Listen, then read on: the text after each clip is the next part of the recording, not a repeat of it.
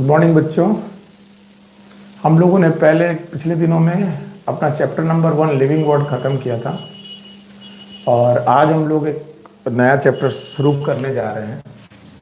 Chapter का नाम है बायोलॉजिकल क्लासिफिकेशन।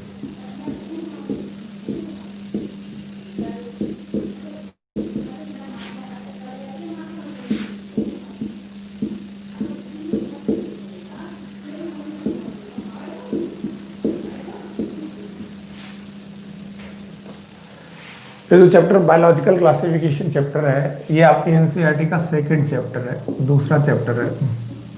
और ये लिविंग वर्ड में जो हम लोगों के टैक्सोनॉमिक एक्ट्स थे उसके आगे से बढ़ता है, उसके आगे की कहानी बताता है। सबसे पहले तो हम लोग इस चैप्टर में पढ़ेंगे कि what is the meaning of classification. Classification का मतलब क्या है। पिछली क्लासेस में मैंने आपको बताया था कि क्लासिफिकेशन एक्चुअली क्या होता है। अगर आप भूले नहीं हैं तो मैंने बताया था classification is nothing but it is a grouping of organism. मैंने आपको बताया था ऑर्गेनिज्म को आप ग्रुप करने जा रहे हैं इनटू कन्वीनियंट कैटेगरीज।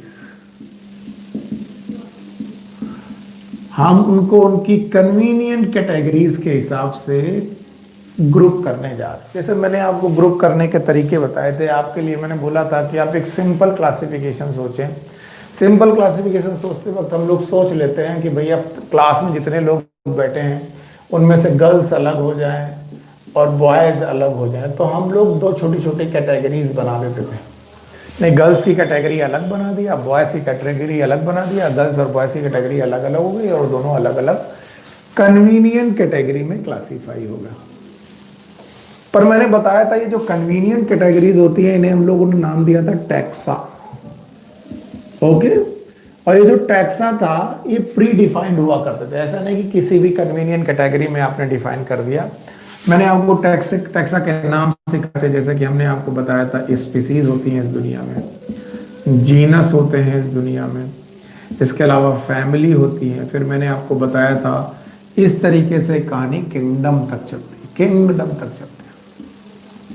अगर आप भूले नहीं, species, genus, family, order, class, phylum, division. तो होता क्या है कि क्या ये क्लासिफिकेशन शुरुआत से ही ऐसा था कि हम लोग शुरुआत से ही स्पीसीज के बारे में, जीनस के बारे में, फैमिली के बारे में, किंगडम के बारे में जानते थे कि नहीं जानते थे? ये सोचने वाली बात है। 1 मिनट, कैमरा चेक करना मुझे।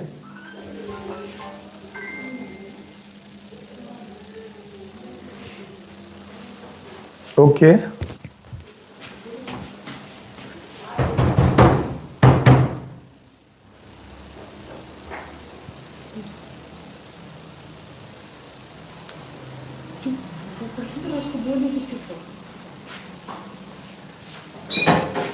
ठीक है भाई, कैमरा चेक हो गई। तो हम लोगों ने देखा था कि क्लासिफिकेशन ग्रुपिंग ऑफ ऑर्गेनिज्म है इनटू कन्वीनियंट कैटेगरीज, और हमने टैक्सा बनाए थे, species, genus, family, order, class, ये सब इन टैक्सा में क्लासिफाई किया था।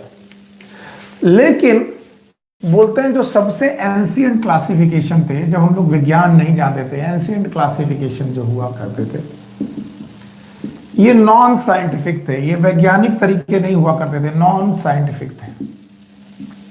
अब what is non scientific classification? ऐसे क्लासिफिकेशन जिसका साइंस से कोई लेना देना नहीं। जैसे ये जो क्लासिफिकेशन हुआ करते थे ये इंस्टिंक्टिव थे, इंस्टिंक्टिव, इंस्टिंक्ट के अनुसार, यानी आदमी की आदत होती है चीजों को क्लास। इंस्टिंक्ट मतलब जो जन्मजात आदत होती है उसे हम लोग इंस्टिंक्ट बोलते हैं। तो हम लोगों की आदत है लोग चीजों को क्लासिफाई करना। जैसे हम अगर जंगल में जाएं तो हम देखेंगे कुछ जानवर देखेंगे जिनको हम लोग बोलेंगे हार्मफुल, यानी ये हार्मफुल जानवर है भाई, शेर है, चीता है, इनसे दूर रहो।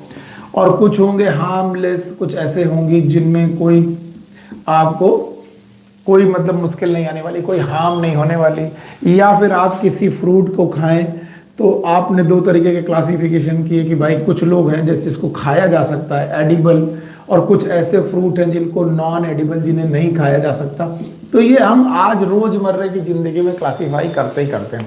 आप अपने आप को देख लीजिए, आप मोहल्ले में अपने आप बोलते हो यार ये बुरा आदमी है, ये अच्छा आदमी है, आप अपने आप कैटेगरीज बना ही लेते हो। ये इंस्टिंक्ट ही होता है आदमी का, ह्यूमन बीइंग का ये इंस्टिंक्ट होता है कि वो चीज़ों को क्लासीफाई करे। तो हमारे शुरुआती क्लासिफिकेशन जब तक विज्ञान नहीं थी तब तक के क्लासिफिकेशन हमारे इंस्टिंक्ट थे।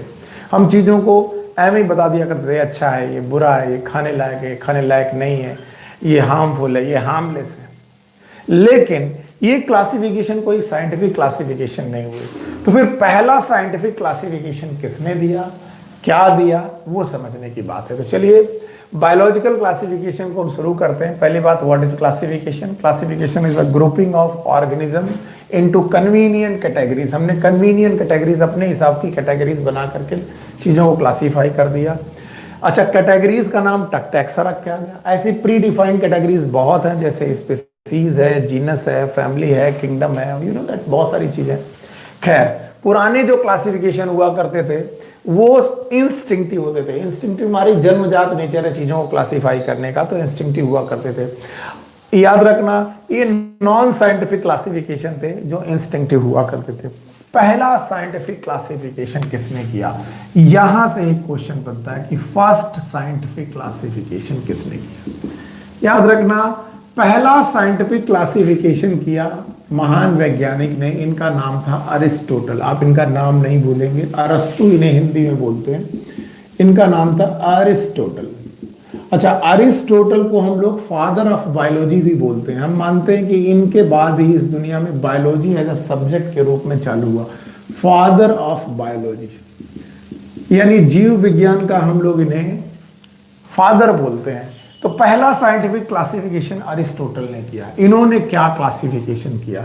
इन्होंने दुनिया भर के प्लांट्स को, जो इन्हें प्लांट्स लगते थे यानी कि पौधे लगते थे, पौधों को उनके स्टेम की बेसिस पर, किसकी बेसिस पर? साइंटिफिक बेसिस है स्टेम, यानी तने की बेसिस पर प्लांट को 3 फॉर्म में क्लासिफाई किया। एक को क्लासिफाई किया in the form of herb, दूसरे को क्लासिफाई किया in the form of shrubs, और तीसरे को क्लासिफाई किया in the form of tree. याद रखना, अस्तु वो पहले वैज्ञानिक हैं जिन्होंने दुनिया भर के पौधों को उनके तने की बेसिस पर, स्टेम की बेसिस पर क्लासिफाई किया, हर्ब में, श्रब में, ट्री में। अब आप सोचेंगे what is herb? These are the plant with green stem, plant with green stem. ऐसे प्लांट जिनके तने हरे होते हैं उन्हें हम लोग हर्ब बोलते हैं, हरे होते हैं। कभी आपने गेहूं का तना देखा है? जब गेहूं पीला ना पड़े, जब तक पका ना हो गेहूं, तो उसका तना हरा होता है। ऐसे प्याज को देखो तो प्याज से निकलने वाला स्केप भी हरा होता है, हरा प्याज। तो ये सब हर्ब है। याद रखना, श्रब्स उन्हें बोला गया which are the plant with bushy, plant with bushy character. Bushy character का मतलब है इनमें झाड़ियों जैसे करेक्टर थे, और इनका तना हरा नहीं था लेकिन बहुत वाला लकड़ी वाला भी नहीं था, झाड़ियों जैसा था, बुशी जैसा था। और ट्रीज उन प्लांट को बोला उन्होंने जो प्लांट थे विथ वुडी स्टेम, जिनमें बहुत सारी लकड़ी निकल आए, ऐसा तना जिनके पास हो, वुडी स्टेम। याद रहेगा। तो प्लांट को अरिस्टोटल ने क्लासिफाई किया on the basis of stem, stem की बेसिस पर क्लासिफाई किया, on the basis of stem. और 3 प्रकार का क्लासिफिकेशन है। Number 1 is known as herb, फिर है श्रब्स, फिर है ट्री। हर्ब वो है जिन प्लांट को बोलते हैं जिनका तना ग्रीन है, plant with green stem. Shrub उन्हें बोलते हैं जिनका प्लांट विद बुशी करेक्टर यानी बुशी स्टेम है। और ट्री वो प्लांट है जिनमें वुडी स्टेम है। प्लांट को क्लासिफाई करने के बाद अरिस्टोटल ने एनिमल को भी क्लासिफाई किया। याद रखना, एनिमल को भी क्लासिफाई किया अरिस्टोटल ने। और अरिस्टोटल ने बोला दुनिया में 2 तरीके के एनिमल हैं। कुछ एनिमल ऐसे हैं जिनमें रेड ब्लड नहीं है, विदाउट रेड ब्लड। अब जैसे आप कॉकरोच को देखें, कॉकरोच को मार के देखें, उसमें खून निकलेगा ही नहीं, लाल खून तो निकल ही नहीं सकता, रेड ब्लड तो नहीं होता। तो याद रखना, विदाउट रेड ब्लड है। और कुछ ऐसे एनिमल हैं जिनमें रेड ब्लड होता है, जैसे हम लोग हैं, हम लोगों की बॉडी में जो खून है वो लाल रंग का होता है। तो इन्होंने 2 तरीके के एनिमल डिफाइन किए, एक विदाउट रेड ब्लड वाले और एक विथ रेड ब्लड वाले। इन्होंने कहा जिनके पास लाल खून है, विथ रेड ब्लड है, जिनका लाल खून है, उन्हें इन्होंने नाम दिया इनेमा, इनेमा, भूलिएगा नहीं। नाम दिया इनेमा, और जो विदाउट रेड ब्लड वाले हैं इनको इन्होंने नाम दिया अनेमा। अनेमा इसी शब्द से अनीमिया बना है। अगर कभी आपने सुना हो अनीमिया, एक नॉर्मल बीमारी है जो अक्सर लोग बोलते हुए मिल जाएंगे, कहेंगे भैया हमारी बॉडी में अनीमिया हो गया। अनीमिया का मतलब खून की कमी हो गई, तो अनीमिया से अनेमा शब्द यूज रखेंगे। तो वो ऑर्गेनिज्म, वो एनिमल जिनकी बॉडी में ब्लड रेड ना हो, विदाउट रेड ब्लड हो, वो होते हैं अनेमा। और वो एनिमल जिनकी बॉडी में रेड ब्लड पाया जाए, लाल खून पाया जाए, it is known as enaima. चलिए मैं एक क्वेश्चन आपसे पूछता हूं, क्या आपने मॉस्किटो देखा है? मॉस्किटो, मच्छर, आपने कहा सर हम सबने देखा है। अच्छा मैं पूछूंगा मच्छर में खून लाल होता है कि नहीं होता? तो बहुत सारे लोग मुझे जवाब देंगे कि मच्छर का जो खून होता है वो लाल होता है। तो मैं कहूंगा बेवकूफों, मच्छर का खून लाल नहीं होता। क्यों? क्योंकि मच्छर का खून जो आपने लाल देखा है वो मच्छर ने आपका खून सक किया हुआ है, अपने आप के खून को पी करके बैठा हुआ है। यानी वो हमारा खून, हमारे मच्छर काटता है, हमारे खून को लेकर के पेट में बैठ जाता है। अगर बिना खून पिए हुआ मच्छर हो तो वो रेड ब्लड का नहीं होगा, याद रखना, विदाउट रेड ब्लड का होगा। तो अनेमा के एग्जाम्पल अगर कोई तुमसे पूछे तो बता सकते हो कि सर जैसे कॉकरोच है, जैसे कि हाउस फ्लाई है, ओके, जैसे कि मॉस्किटो है, ये सब के सब अनेमा है, इनमें रेड ब्लड नहीं है। लेकिन इनेमा में आप बता सकते हो ह्यूमन बीइंग है, अर्थवॉर्म है, ये सब के सब रेड ब्लड वाले, इनका खून लाल होता है। याद रखना, अनेमा और इनेमा के बाद जो इनेमा वाले बंदे थे इनको इन्होंने दो और क्लासिफिकेशन में किया, यानी नॉट अनेमा, इनेमा को दो पार्ट में और बांटा। एक का नाम रखा उन्होंने ओवी पैरा, ओवी पैरा, और दूसरे का नाम इन्होंने रखा वीवी पैरा। कितने प्रकार का? दो प्रकार का। एक का नाम ओवी पैरा, दूसरे का नाम वीवी पैरा। ओवी पैरा उन्हें बोला जो एग लेइंग करते थे, यानी अंडे देते थे, एग लेइंग करते थे। और वीवी पैरा उन्हें बोला जो बेबी को बर्थ करते थे। अब जैसे हम लोग अपने आप के बारे में सोचें, ह्यूमन बीइंग के बारे में सोचें, तो हम लोग सोचेंगे कि हम लोग कौन है? हम लोग हैं वीवी पैरा, क्योंकि हम अपने बच्चों को पैदा करते हैं। लेकिन अगर मैं बोलूं कि आप बर्ड के बारे में सोचो, मुर्गी के बारे में सोचो, या किसी भी पक्षी के बारे में सोचो, तो वो क्या होगा? ओवी पैरा, क्योंकि वो अंडे पैदा करता है। रेप्टाइल्स के बारे में सोचो, वो है ओवी पैरा, वो भी अंडे पैदा करता है। तो आपको देखना क्या है कि अरिस्टोटल पहले वैज्ञानिक हैं जिन्हें फादर ऑफ बायोलॉजी भी बोलते हैं, जिन्होंने पहली बार साइंटिफिक क्लासिफिकेशन किया। उसके पहले के जितने भी क्लासिफिकेशन हुआ करते थे वो नॉन साइंटिफिक क्लासिफिकेशन हुआ करते थे, आउट ऑफ इंस्टिंक्ट हुआ करते थे। हमारी आदत थी कि हम क्लासीफाई करें, इसलिए हम क्लासीफाई करते। क्या आप ये बात समझ सकते हैं? चलिए एक बार फिर से हम लोग बायोलॉजिकल क्लासिफिकेशन में पूछते हैं, फर्स्ट साइंटिफिक क्लासिफिकेशन किसने किया? First scientific classification was given by Aristotle. He was the father of biology, वो बायोलॉजी फादर ऑफ बायोलॉजी रहे हैं। इन्होंने प्लांट को उनके तने की बेसिस पर, on the basis of stem, तने की बेसिस पर तीन पार्ट में बांटा। वन इज हर्ब, हर्ब जिनका हरा तना होता है। दूसरे हैं श्रब, जो झाड़ी जैसे होते हैं, श्रब। और तीसरे तरीके के हैं ट्री, जिनके तनों में खूब सारी लकड़ी निकलती है, tree, woody tree, woody stem होता है, याद रखना। इसके बाद इन्होंने एनिमल को बेटा दो पार्ट में बांटा, विदाउट रेड ब्लड जिसे इन्होंने अनेमा बोला, अनेमा, और दूसरे वाले जिनका नाम है इनेमा, जिनके पास लाल खून है। इनेमा वाले ऑर्गेनिज्म में एग्जांपल है ह्यूमन और अर्थवर्म। इनको फर्दर दो पार्ट में बांटा, one is known as oviparous, another is known as viviparous.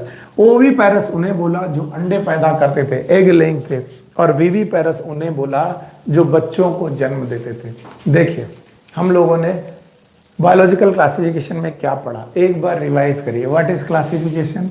It is a grouping of organism, organism को अलग अलग ग्रुप में बांटना। अब बोलेंगे सर कौन से ग्रुप में बनाना, बांटना? तो आप बोलोगे अपने हिसाब से कैटेगरी बना लो।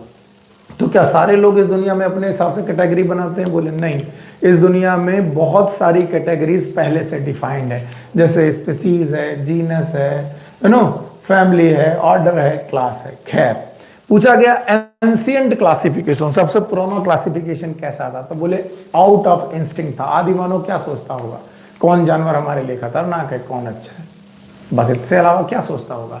इसके अलावा फिर हम लोगों ने कहा पहला साइंटिफिक क्लासिफिकेशन किसने किया? आपने बोला पहला साइंटिफिक क्लासिफिकेशन किया सर अरिस्टोटल ने। इन्हें अरस्तु के नाम से जानते हैं और हम जानते हैं कि इन्हें फादर ऑफ बायोलॉजी बोलते हैं। इन्होंने प्लांट को 3 पार्ट में क्लासिफाई किया, हर्ब, श्रब, ट्री। हरे तने वाले पौधे हर्ब, झाड़ी जैसे वाले श्रब और लकड़ी पैदा करने वाले खूब मोटे तने वाले ट्री। याद रखना इन्होंने एनिमल को बांटा 2 पार्ट में, अनेमा और इनेमा। ऐसे लोग जिनमें रेड ब्लड नहीं है उसे बोला गया अनेमा, और ऐसे लोग जिनमें रेड ब्लड है उन्हें बोला गया इनेमा। इनेमा को फर्दर 2 पार्ट में बांटा गया, एक बच्चे पैदा करने वाले दीज आर नोन एज विविपेरा और एक अंडे पैदा करने वाले दीज आर नोन एज ओविपेरा। इसके बाद एक साइंटिस्ट आते हैं, इनका नाम है लीनियस। लीनियस के बारे में हमने पिछले चैप्टर में भी आपके पास बात की थी। लीनियस को हम लोग फादर ऑफ टैक्सोनॉमी बोलते हैं, फादर ऑफ क्लासिफिकेशन बोलते हैं। अच्छा बताओ एरिस्टोटल को क्या बोलते थे? अभी अभी मैंने एरिस्टोटल के बारे में लिखा था, हमने अभी अभी आपको एरिस्टोटल के बारे में बताया था। मैंने बताया था Aristotle is a father of biology. Aristotle father of biology है, लेकिन लीनियस कौन है? लीनियस है फादर ऑफ टैक्सोनॉमी। ये फादर ऑफ टैक्सोनॉमी है, याद रहेगा, यानी क्लासिफिकेशन के फादर हैं। लीनियस पहले बंदे हैं जिन्होंने पूरी दुनिया के ऑल ऑर्गेनिज्म को, जितना भी ऑर्गेनिज्म उन्होंने देखा, ऑल ऑर्गेनिज्म को 2 मेजर बड़े बड़े किंगडम में बांटा, और इसीलिए इनके क्लासिफिकेशन का नाम है 2 किंगडम सिस्टम। ध्यान सुनना, इन्होंने पूरे दुनिया के ऑर्गेनिज्म को 2 किंगडम में क्लासिफाई कर दिया। आप पूछोगे किंगडम क्या है? किंगडम बेटा क्लासिफिकेशन की सबसे बड़ी यूनिट है। पिछली क्लास में मैंने पढ़ाया था, किंगडम से बड़ी कोई यूनिट नहीं है क्लासिफिकेशन की। तो मैंने बोला लीनियस पहले वैज्ञानिक हैं जिन्होंने दुनिया भर के सारे पौधों को, सारे जानवरों को, एनिमल को, प्लांट को, ऑल ऑर्गेनिज्म को कितने पार्ट में क्लासिफाई कर दिया? 2 पार्ट में। इन्होंने बोला दुनिया भर के सारे जीव या तो प्लांट है, इसे इन्होंने प्लांटी बोला, और बोले या तो सारे जीव एनिमल है, इसे इन्होंने एनिमैलिया बोला, लैटिन शब्द है। तो इन्होंने बोला दुनिया भर में केवल 2 ही किंगडम पाए जाते हैं। दुनिया भर के जितने भी प्राणी हैं वो 2 किंगडम में बटे हैं, या तो प्लांटी या तो एनिमैलिया। अब अच्छा प्लांटी किन्हें बोलेंगे, एनिमैलिया किन्हें बोलेंगे, ये बड़ी मुश्किल वाली बात थी। तो उन्होंने बोला प्लांटी वो है, उन्हें प्लांटी बोलेंगे जिनकी कोशिका में सेल वॉल होगी। याद रखना, हम सब लोग जानते हैं कि हमारे पास कोशिकाएं होती हैं, सेल होती हैं, सेल के अंदर न्यूक्लियस होता है। Let's suppose it is nucleus. Okay, nucleus के अलावा सेल के अंदर एक केमिकल होता है जिसका नाम है साइटोप्लाज्म। ये रहा साइटोप्लाज्म, ठीक है। न्यूक्लियस और साइटोप्लाज्म को चारों तरफ से कवर करने के लिए यहां पर होती है सेल मेम्ब्रेन। मैंने वॉल नहीं बोला, सेल मेम्ब्रेन बोला। तो हर कोशिका में ये 3 चीजें होने की आवश्यकता होनी चाहिए। लेकिन सेल मेम्ब्रेन के बाहर अगर सेल वॉल भी पाई जाए, इस सेल मेम्ब्रेन के बाहर एक और लेयर पाई जाए और उस लेयर का नाम हो सेल वॉल। सेल वॉल तो वो प्लांट होगा। यानी कोशिका में साइटोप्लाज्म के अलावा, न्यूक्लियस के अलावा, सेल मेम्ब्रेन के अलावा सेल वॉल भी हो, तो सेल वॉल रखने वाले लोग कौन है? प्लांटी। तो इन्होंने कहा plantae are the organism which have cell wall in their cell. Cell wall in their cell, उनकी सेल में सेल वॉल पाई जाती है। और एनिमैलिया के बारे में उन्होंने क्लासिफाई किया, these are the organism which have without cell wall, जिनकी सेल में सेल वॉल ना हो, या फिर सेल वॉल हो तो प्लांट है और सेल वॉल ना हो तो बेटा वो एनिमल है। तो इन्होंने पूरी दुनिया के ऑर्गेनिज्म को 2 भागों में बांट दिया। अब जब दो भागों में बांट दिया तो अब देखने वाली बात है कि बेटा प्लांटी में कौन कौन लोग आए होंगे। यस, प्लांटी किंगडम में यानी लीनियस के प्लांट में बैक्टीरिया भी आते हैं। अजीब कहानी है, कोई कहेगा सर बैक्टीरिया प्लांट में कैसे आ सकता है, पर लीनियस के दो किंगडम क्लासिफिकेशन में, जिसमें से एक किंगडम था प्लांट, दूसरा किंगडम था एनिमल। लीनियस के प्लांट किंगडम क्लासिफिकेशन में बैक्टीरिया प्लांट के अंदर ही आते हैं। क्यों? क्योंकि बैक्टीरिया के पास सेल वॉल होती है, और बैक्टीरिया के पास जो सेल वॉल होती है वो बनी होती है पेप्टाइडोग्लाइकन की। किसकी बनी होती है बेटा? पेप्टाइडोग्लाइकन की। ये मैं आपको बाद में पढ़ाऊंगा। इसके अलावा प्लांट में उन्होंने इंक्लूड किया बेटा फंजाई को। फंजाई के पास भी सेल वॉल होती है, याद रखना, ये सेल वॉल बनी होती है काइटिन की। बैक्टीरिया फंजाई के अलावा इन्होंने इसमें इंक्लूड किया एल्गी को, ब्रायोफाइटा को। यस, वेरी गुड, ब्रायोफाइटा को। इसके अलावा इन्होंने इंक्लूड किया टेरिडोफाइटा को। इसके अलावा इन्होंने इंक्लूड किया जिम्नोस्पर्म को, और इसके अलावा इन्होंने इंक्लूड किया एंजियोस्पर्म को। तो अब आप अगर कोई पूछे कि बताओ लीनियस के प्लांट में कौन कौन लोग आते थे, तो आपके पास बहुत सारे एग्जाम्पल हैं। बैक्टीरिया है, मैं यहां पर अंडरलाइन कर दे रहा हूं, बैक्टीरिया है, यस, फंजाई है, ओके, इसके अलावा एल्गी है, ब्रायोफाइटा है, टेरिडोफाइटा है, जिम्नोस्पर्म है, एंजियोस्पर्म। अब अगर कोई पूछे एनिमलिया में कौन आता होगा, तो बता दो एनिमल में वो लोग आते हैं जिनकी कोशिकाओं में सेल मेम्ब्रेन तो है लेकिन सेल वॉल नहीं है। एनिमलिया की सेल वॉल, सेल जो होगी केवल सेल मेम्ब्रेन रखेगी। इनके पास सेल मेम्ब्रेन तो प्रेजेंट होगी लेकिन सेल वॉल प्रेजेंट नहीं होगी। अब एनिमलिया के एग्जाम्पल में आते हैं प्रोटोजोआ। ये प्रिमिटिव प्राणी हैं जिनके एग्जाम्पल में आता है अमीबा और पैरामीशियम। आपने इनके नाम जरूर कभी ना कभी सुने होंगे, आप अगर इतने दिनों से बायोलॉजी पढ़ रहे हैं तो अमीबा और पैरामीशियम के बारे में जरूर पढ़ा होगा।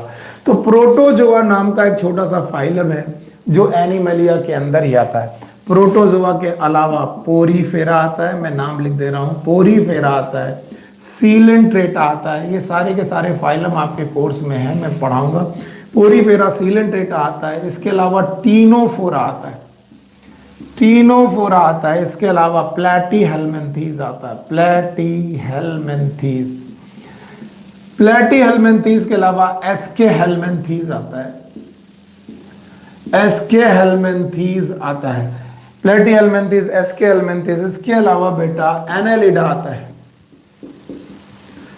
इसके अलावा आर्थ्रोपोडा आता है, आर्थ्रोपोडा के अलावा मोलस्का आता है, मोलस्का के अलावा इकाइनोडर्मेटा आता है, और हम लोगों का अपना किंगडम कॉर्डेटा भी आता है। तो इतने सारे लोग हैं जो इस क्लासिफिकेशन में आते हैं, देख लीजिए आप लोग।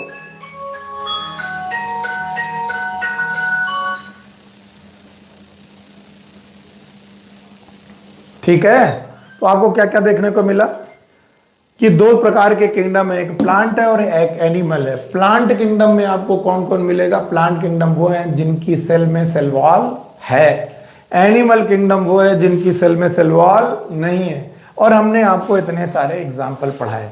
अगर आप इतना सब जानते हैं तो मैं आगे बढ़ जाता हूं लीनियस के साथ। चलिए, दूसरा क्लासिफिकेशन दिया लीनियस ने। इसके पहले अरिस्टोटल साहब थे जिन्होंने ये क्लासिफाई किया था। इसके बाद दूसरा क्लासिफिकेशन जो दिया गया है वो दिया लीनियस ने। लीनियस ने दुनिया भर के ऑर्गेनिज्म को 2 किंगडम में क्लासिफाई कर दिया। कितने किंगडम में क्लासिफाई कर दिया? 2। या तो वो किंगडम है प्लांट, ये रहे वो प्लांट, और या तो वो किंगडम है एनिमल। आपको याद रखना है कि किसे हम लोग प्लांट बोलेंगे, किसे हम लोग एनिमल बोलेंगे। अगर आप ये याद नहीं रख पाए तो मामला मुश्किल में आ जाएगा। प्लांट हम उन्हें बोलेंगे जिनकी सेल में सेल वॉल है, और एनिमल उन्हें बोलेंगे जिनकी सेल में सेल वॉल नहीं है। फिर प्लांट के एग्जाम्पल में मैंने बताया बैक्टीरिया है, फंजाई है, एल्गी है, ब्रायोफाइटा है, टेरिडोफाइटा है, जिम्नोस्पर्म है, एंजियोस्पर्म है। अब अगर मैं एनिमल के बारे में बोलूं तो एनिमल में अमीबा है, पैरामीशियम है, इसके अलावा अमीबा पैरामीशियम किस फाइलम से है? प्रोटोजोआ से है। पोरीफेरा है, सीलेंटेटा है, टीनोफोरा है, प्लेटीहेलमिन्थीज है, एस्केहेलमिन्थीज है, एनालिडा है, आर्थ्रोपोडा है, मोलस्का है, इकाइनोडर्मेटा है, कॉर्डेटा जैसे प्राणी है। ऑल्दो लीनियस ने इनके क्लासिफिकेशन नहीं किए थे, मैं आज आपको पढ़ा रहा हूं कि इस तरीके के प्राणी हैं। अब सुनिए, एल्गी, आप एल्गी देखेंगे तो एल्गी दो प्रकार के होते हैं। कुछ एल्गी एक कोशिकीय होते हैं जिन्हें हम लोग यूनिसेलुलर एल्गी बोलते हैं, एक कोशिकीय होते हैं, सिंगल सेल। और इनमें से यूनिसेलुलर एल्गी में एक एल्गी है क्लोरेला और क्लेमाइडोमोनास भी, क्लेमाइडोमोनास, क्लोरेला और क्लेमाइडोमोनास जो एल्गी हैं ये यूनिसेलुलर है। इसके अलावा मल्टी सेलुलर एल्गी भी हैं जैसे कि स्पाइरोकाइरा है। मैं आपको बताता चलूं कि बैक्टीरिया भी बेटा यूनिसेलुलर होते हैं, U/C का मतलब है यूनिसेलुलर। मैं आपको बताता चलूं प्रोटोजोआ भी बेटा यूनिसेलुलर होते हैं, यानी प्रोटोजोआ भी एक कोशिकीय है। कोई पूछे अमीबा कैसा है तो आप बोलोगे यूनिसेलुलर, कोई पूछे पैरामीशियम कैसा है आप बोलोगे यूनिसेलुलर। तो लीनियस का क्लासिफिकेशन इतना बढ़िया क्लासिफिकेशन था कि लोगों ने तालियां बजाई, बहुत तालियां बजाई। क्यों तालियां बजाई? सबको लगा कि यार ये तो सिंपल क्लासिफिकेशन है, या तो दुनिया में पौधे हैं, या तो दुनिया में जानवर, या तो प्लांट है, या तो एनिमल है। लीनियस के इस क्लासिफिकेशन को आज भी कुछ लोग यूज करते हैं, हम लोग आज भी यूज करते हैं। या तो हमें प्लांट दिखाई पड़ते हैं दुनिया में, या तो एनिमल दिखाई पड़ते हैं। लीनियस के क्लासिफिकेशन में बहुत सारी तालियां बजाएंगे, लेकिन लीनियस का क्लासिफिकेशन कोई सब बहुत अच्छा क्लासिफिकेशन नहीं था।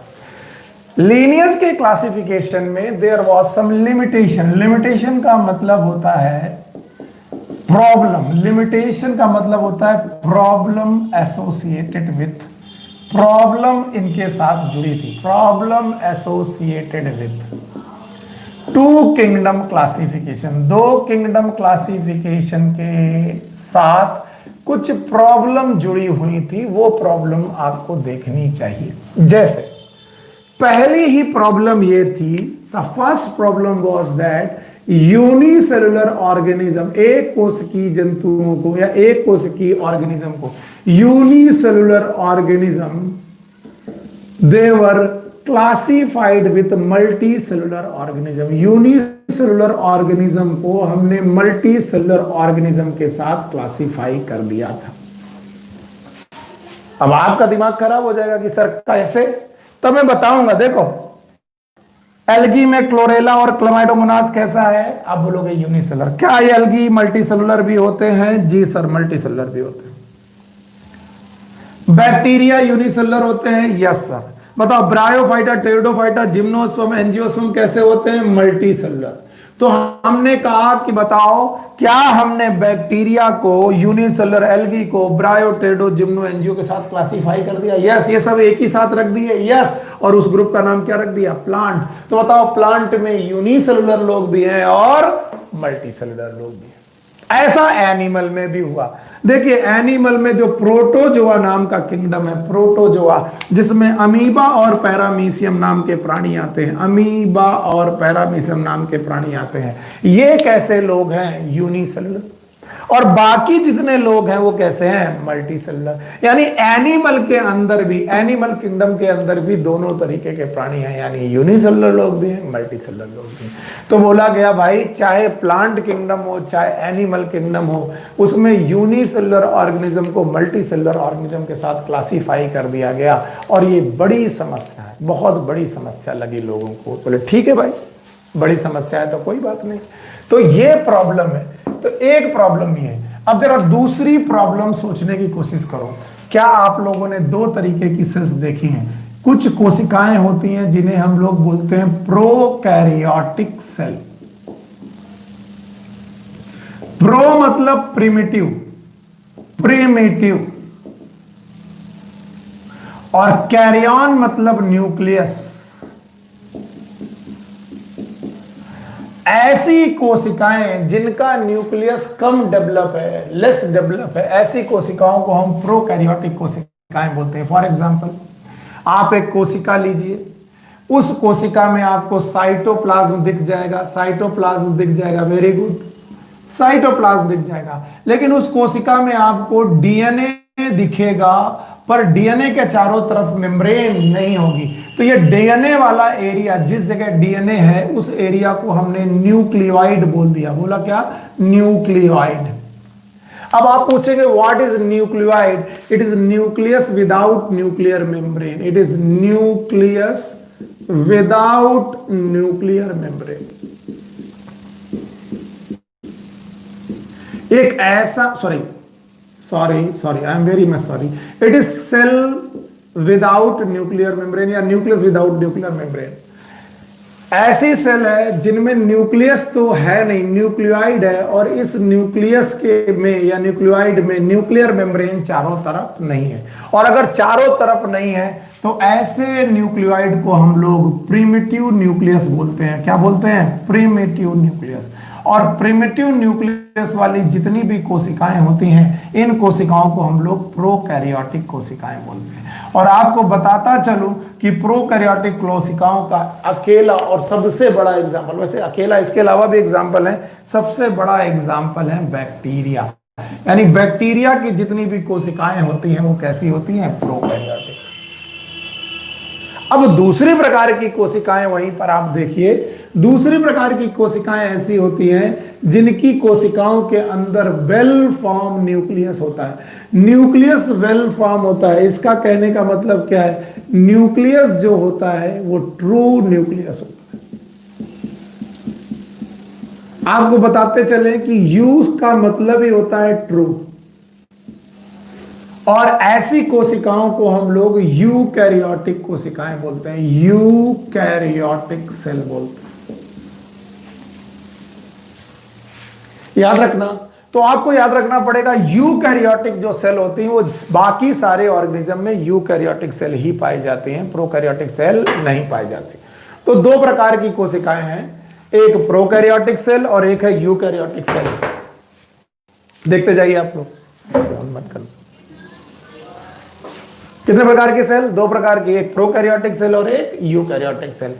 अब आप देखेंगे कि बैक्टीरिया प्रोकैरियोटिक है। अब आप इस क्लासिफिकेशन में, प्लांटी के क्लासिफिकेशन में देखेंगे कि बैक्टीरिया प्रोकैरियोटिक है और बाकी सारे लोग यूकैरियोटिक है। तो क्या प्रोकैरियोटिक और यूकैरियोटिक एक साथ क्लासिफाई कर दिए गए? यस सर, प्रोकैरियोटिक और यूकैरियोटिक एक साथ क्लासिफाई कर दिए गए। तो ये दूसरी बड़ी समस्या है, मैं ये हटा दे रहा हूं, आप लोग समझिएगा। प्रोकैरियोटिक सेल वो होती हैं जिनके पास न्यूक्लियस में न्यूक्लियर मेम्ब्रेन ना हो या फिर प्रिमिटिव न्यूक्लियस हो। यूकैरियोटिक कोशिकाएं वो होती हैं जिनके न्यूक्लियस में न्यूक्लियर मेम्ब्रेन पाई जाती है। अब याद रखना, तो लीनियस के क्लासिफिकेशन में दूसरी बड़ी समस्या है कि prokaryotic organism, the prokaryotic organism, they were classified with eukaryotic organism. ये यूकैरियोटिक ऑर्गेनिज्म के साथ क्लासिफाई कर दिए गए। देखते जाइए, लीनियस का क्लासिफिकेशन आपको साफ साफ दिखाई पड़ रहा। अगर आप भूल गए तो एक बार फिर से रिवाइज कर लीजिए। मैंने लीनियस के क्लासिफिकेशन का नाम रखा था प्लांट और एनिमल।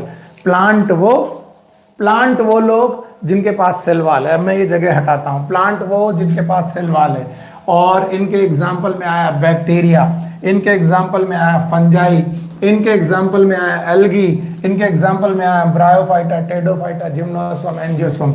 दूसरे प्रकार के बेटा क्लासिफिकेशन में आए एनिमल। एनिमल वो जिनके पास सेल मेम्ब्रेन नहीं है, और एनिमल में एग्जाम्पल आपके सामने क्या क्या आया? आप लोग के सामने आया protozoa, porifera, coelenterata and so on. एक बात क्योंकि बहुत देर से लिखा था, अब मैं फिर से रिवाइज करूंगा। आप बताइए दो किंगडम का मायने क्या? दो किंगडम के मतलब क्या है? आपको टू किंगडम क्लासिफिकेशन किसने दिया? आप सब बोलेंगे सर लीनियस ने दिया। मैंने बोला दो किंगडम क्लासिफिकेशन में को दोनों किंगडम के नाम बताओ। आपने बोला सर एक किंगडम है प्लांट और दूसरा किंगडम है एनिमल किंगडम। एक प्लांट किंगडम था, दूसरा एनिमल किंगडम था। मैंने कहा प्लांट किंगडम के एग्जाम्पल बताओ कौन कौन थे? तो आपने बोला सर बैक्टीरिया था, वेरी गुड। आपने बोला सर एल्गी था, वेरी गुड। आपने सॉरी बैक्टीरिया के अलावा फंजाई था, मैंने कहा वेरी गुड। फंजाई के बाद मैंने बोला सर एल्गी था, आपने कहा ये भी सही है। एल्गी के बाद आपने बोला ब्रायोफाइटा था। टेरिडोफाइटा था, जिम्नोस्पर्म था और एंजियोस्पर्म था। ये सब पौधों के, प्लांट के प्रकार हैं। अगर आप लोग इन सबको देख पाए तो आप जानते हैं कि एल्गी से लेकर एंजियोस्पर्म तक के ऑर्गेनिज्म जो हैं ये अपना खाना खुद बना लेते हैं by the process known as photosynthesis. प्रकाश संश्लेषण की प्रक्रिया कर लेते हैं। यानी अगर कोई पूछे क्या एल्गी अपना खाना खुद बना लेता है, यस। क्या ब्रायोफाइटा अपना खाना खुद बना लेता है, यस। टेरिडो, जिम्नो, एंजियोस्पर्म, क्या ये सब लोग अपना अपना खाना बना लेते हैं? और इस दुनिया में जो अपना खाना बना ले वो उसको बोलते हैं ऑटो। ऑटो मतलब खुद बनाने वाला, सेल्फ। ट्रॉफिक मतलब न्यूट्रिशन।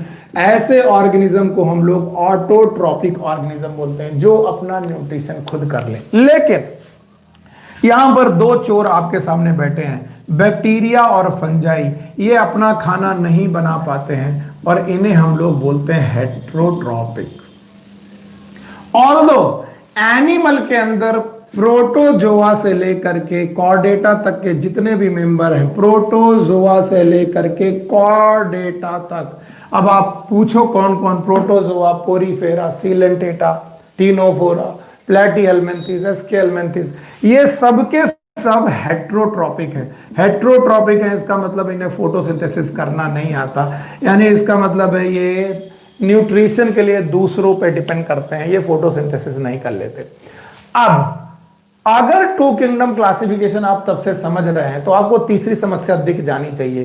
प्लांट किंगडम एक ऐसा किंगडम है जिसमें ऑटोट्रॉपिक और हेट्रोट्रॉपिक एक साथ क्लासिफाई कर दिए गए, और ये अच्छी बात नहीं है। तो लिनियस की जो तीसरी बड़ी समस्या है, थर्ड बिग प्रॉब्लम, कि इन्होंने autotrophic organism they were classified with heterotropic organism। इसे इन्होंने हेट्रोट्रॉपिक ऑर्गेनिज्म के साथ क्लासिफाई कर दिया। तो कोई तुमसे पूछे लीनियस का क्लासिफिकेशन कैसा क्लासिफिकेशन है? ठीक है, नो डाउट अच्छा क्लासिफिकेशन है, लेकिन लीनियस का क्लासिफिकेशन इतना अच्छा नहीं है। उस लीनियस के क्लासिफिकेशन में तीन मुख्य समस्याएं हैं। क्या ये तीनों मुख्य समस्याएं आपको समझ में आ रही हैं? यस। पहली मुख्य समस्या है कि यूनिसेलुलर ऑर्गेनिज्म को मल्टीसेलुलर ऑर्गेनिज्म के साथ क्लासिफाई कर दिया गया।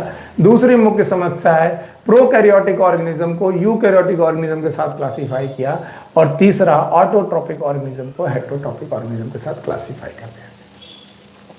ये कुछ सिंपल बातें। तो चलिए एक बार फिर से लीनियस दो kingdom, one is plant, another one is animal. Plant में कौन कौन? बैक्टीरिया हैं, फंजाई हैं, एल्गी हैं, ब्रायोफाइटा, टेरिडोफाइटा, जिम्नोस्पर्म, एंजियोस्पर्म। और बेटा एनिमल में protozoa, porifera, coelenterata, ctenophora, platyhelminthes, aschelminthes, annelida, arthropoda, mollusca, echinodermata, chordata. अब बताओ लीनियस के क्लासिफिकेशन में यानी टू किंगडम क्लासिफिकेशन में एक किंगडम का नाम प्लांट है, दूसरे किंगडम का नाम एनिमल है। इस टू किंगडम क्लासिफिकेशन में सब कुछ अच्छा की कुछ प्रॉब्लम भी है? यस, तीन प्रॉब्लम है।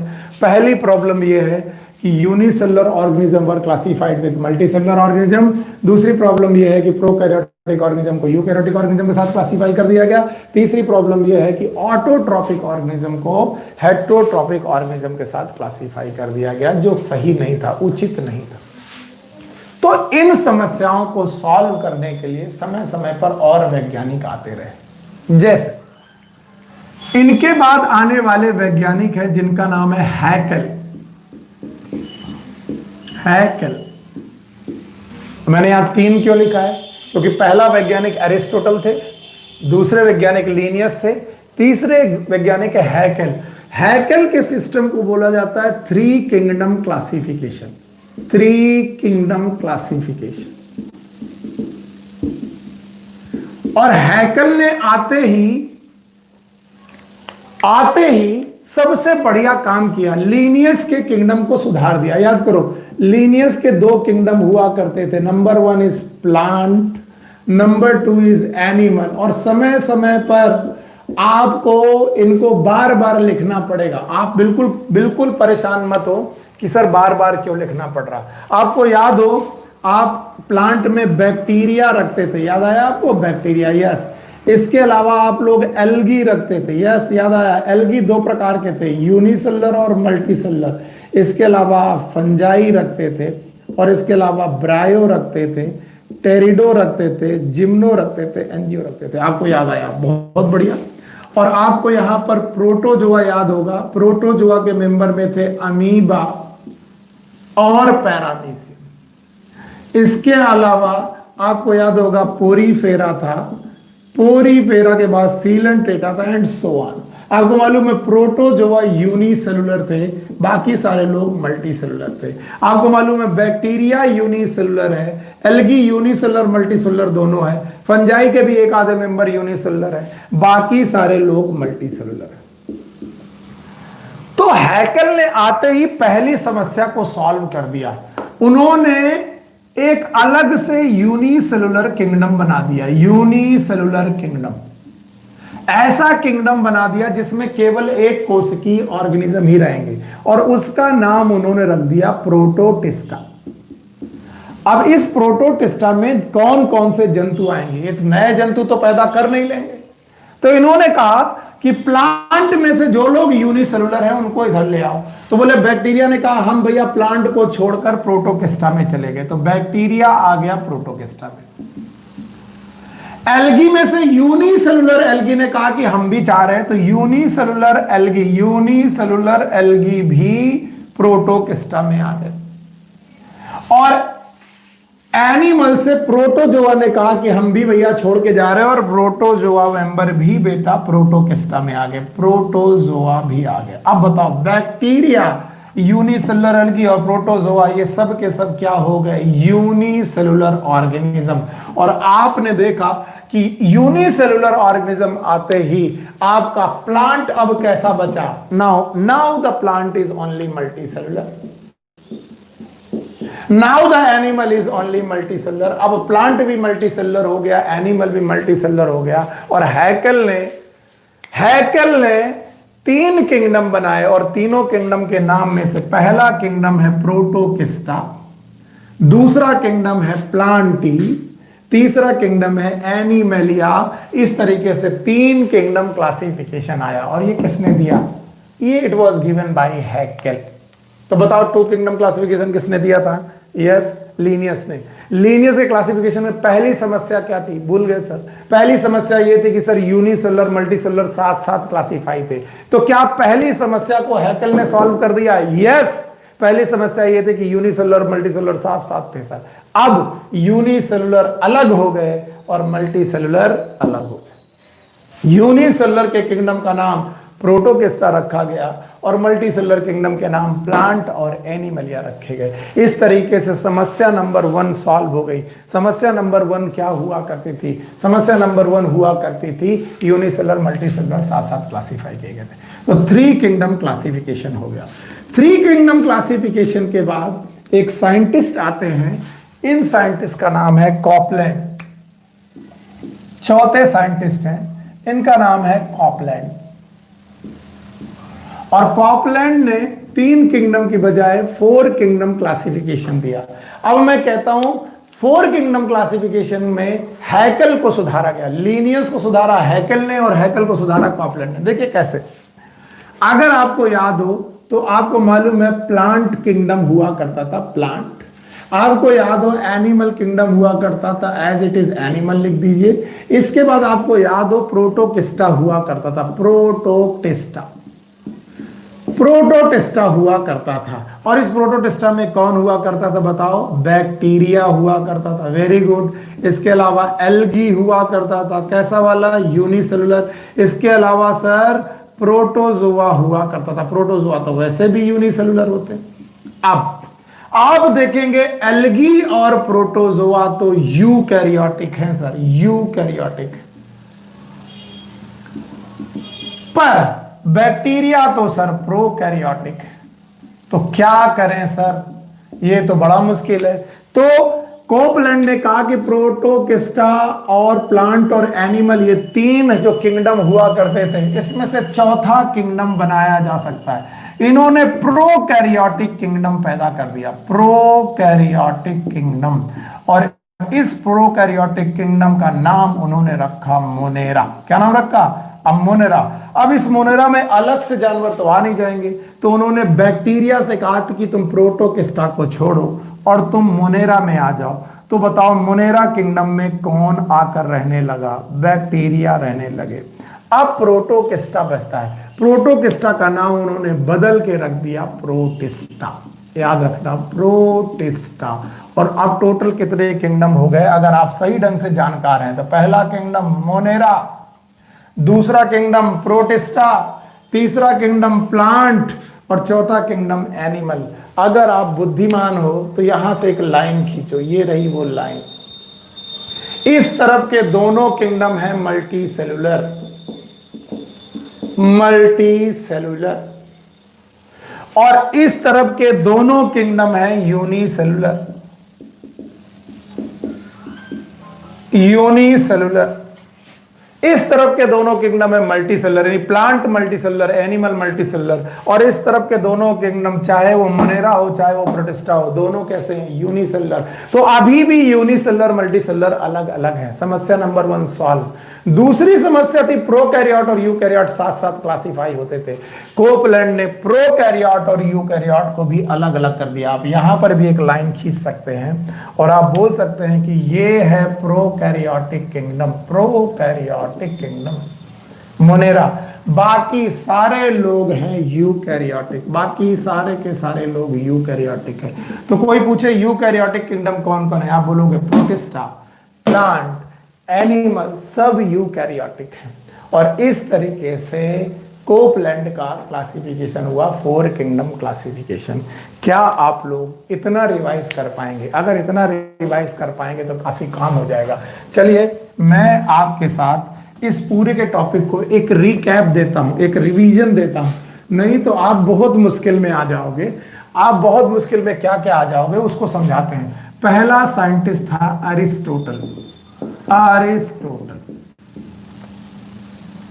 अरस्तु। अरिस्टोटल ने जो क्लासिफिकेशन किया था वो प्लांट का किया था 3 में। यस बोलो कौन कौन? हर्ब, श्रब्स और ट्री। और एनिमल का क्लासिफिकेशन कितने पार्ट में किया था? 2 पार्ट में किया था। 1 is Anema without red blood और दूसरा enema that is with red blood. Enema को फर्दर क्लासिफाई किया था वीवी पैरा और ओवी पैरा में, अगर आप नहीं भूले हो तो। एरिस्टोटल के बाद जो दूसरे साइंटिस्ट आते हैं वो है लीनियस। लीनियस ने क्लासिफाई किया 2 किंगडम क्लासिफिकेशन। दुनिया भर के सारे ऑर्गेनिज्म को 2 किंगडम में बांट दिया। एक का नाम रखा प्लांट और एक का नाम रखा एनिमल। लीनियस का प्लांट हो कि एनिमल हो, वो यूनिसेलुलर भी था और मल्टी सेलुलर भी था। एनिमल भी बेटा यूनिसेलुलर था प्लस मल्टी सेलुलर था। लीनियस के बाद आते हैं हैकेल, भूलिएगा मत, हैकेल। हैकेल ने 3 किंगडम क्लासिफाई कर दिए, 3 किंगडम का क्लासिफिकेशन किया, 3 किंगडम क्लासिफाई किए और तीनों किंगडम के नाम थे। यस, पहला नाम था प्रोटोकिस्टा, दूसरा किंगडम नाम था प्लांट, तीसरा किंगडम नाम था एनिमल। और आपको मालूम है इसमें से जो प्रोटोकिस्टा था वो यूनिसेलुलर था और बाकी दोनों किंगडम मल्टी सेलुलर थे, बहुकोशिकीय लोग थे। और आखिरी में अभी तक आए कॉपलैंड, उसके बाद भी कोई ना कोई जरूर आएगा। कॉपलैंड आते हैं। कॉपलैंड को एक क्लासिफिकेशन को 4 किंगडम क्लासिफिकेशन बोलते हैं, 4 किंगडम क्लासिफिकेशन। और 4 किंगडम क्लासिफिकेशन में इन्होंने क्लासिफाई किया, यस, मोनेरा, दूसरा इन्होंने बनाया प्रोटिस्टा, तीसरा इन्होंने बनाया प्लांट और चौथा इन्होंने बनाया एनिमल। और हम सब जानते हैं कि इनका मोनेरा और प्रोटिस्टा था यूनिसेलुलर और इनका प्लांट और एनिमल था मल्टी सेलुलर। और याद रखना इनका जो मोनेरा था, यूनिसेलुलर में मोनेरा था, वो था प्रोकैरियोटिक। जिसके पास प्रिमिटिव न्यूक्लियस था और बाकी सारे लोग थे यूकैरियोटिक। यूकैरियोटिक थे। तो आप भूलेंगे नहीं, आज हम लोगों ने अरिस्टोटल पढ़ा, लीनियस पढ़ा, हैकेल पढ़ा, कॉपलैंड पढ़ा, लेकिन एनसीईआरटी में आप देखेंगे कि अरिस्टोटल और लीनियस की बात तो है, लेकिन हैकेल और कोपलैंड की बात नहीं है। फिर हैकेल और कोपलैंड के बाद उन्होंने सीधे सीधे आपको 5 किंगडम क्लासिफिकेशन के बारे में बोला है। साइंटिस्ट का नाम है R.H. विटेकर। इनका नाम याद कर लीजिए, इनके बिना क्वेश्चन पेपर में आता ही नहीं है, बनता ही नहीं है। R.H. विटेकर नाम का साइंटिस्ट है जिसने पहली बार पूरी दुनिया को 5 किंगडम में क्लासीफाई किया। 5 किंगडम क्लासिफिकेशन। और ये 5 किंगडम क्लासिफिकेशन क्या होता है, कैसे होता है, ये मैं आपको नेक्स्ट क्लास में सिखाऊंगा, आगे आने वाली क्लासेस में सिखाऊंगा। तो आज के लिए इतना ही। बहुत मजा आया मुझे। आप लोगों को कैसा लग रहा प्लीज बताइएगा, आप लोगों को कैसा समझ में आ रहा प्लीज बताइएगा। और बताने के लिए आप मुझे व्हाट्सएप कर सकते हैं इस नंबर पे 9319055284। आपको क्लासेस कैसी लग रही, क्या सुधार हो सकते हैं और क्या किया जा सकता है, वो भी मैं कोशिश करूंगा। या फिर आप ओमेगा में जाकर ओमेगा के नंबर पर भी बता सकते हैं आपको क्लासेस कैसे लग रही हैं। ठीक है। और आगे की क्लासेस में 5 किंगडम क्लासिफिकेशन का बेसिस आएगा और उसको कैसे क्लासीफाई किया गया वो बताऊंगा मैं। Thank you very much. Good day, take care, good luck, bye bye.